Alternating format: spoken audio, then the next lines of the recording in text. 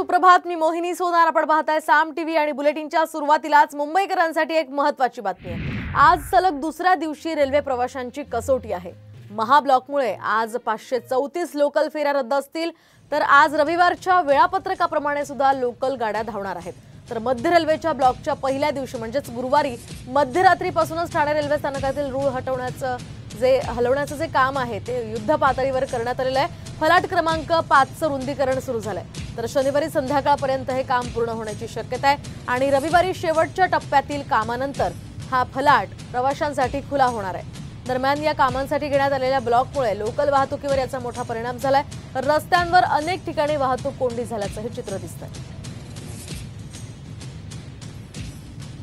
आपण पाहू शकतोय महाब्लॉकमुळे आज 534 फेऱ्या रद्द आहे आणि त्या पार्श्वभूमीवर रुंदीकरणाचं हे काम युद्ध पातळीवर सध्या सुरू आहे आणि त्यामुळे या लोकल प्रवाशांनी प्रवास करणं टाळलेलं आहे. लोकलनं आपण ही दोन महत्त्वाची दृश्य पाहतोय. एकीकडे रुंदीकरणाचं काम हे युद्ध पातळीवर सुरू आहे आणि साधारणतः 3 दिवसात हे काम पूर्ण करायचं, तर दुसरीकडे त्यामुळे आता रेल्वे प्रवाशांनी आज प्रवास करणं टाळलं. दरम्यान नेहमी गजबजलेल्या ठाणे स्टेशनवर आजही गर्दी नाहीये. मेगा ब्लॉकमुळे ठाणेकरांनी लोकल ऐवजी अन्य मार्गांचा वापर करणं पसंत केलंय. त्यामुळे ठाणे स्टेशनवर काहीसा शुकशुकाट सध्या पाहायला मिळतोय आणि याच स्टेशनवरून आढावा घेतला आमचे प्रतिनिधी विकास काटे यांनी.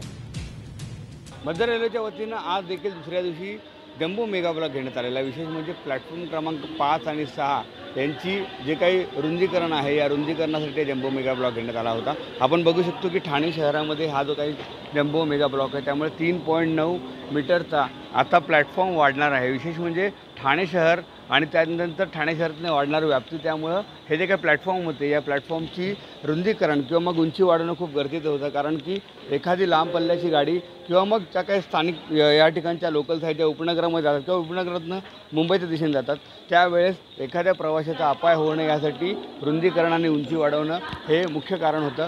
पण हे जे काही काम आहे प्लॅटफॉर्म क्रमांक 5चं हे आज दुपारी 1 वाजेपर्यंत पूर्ण होईल.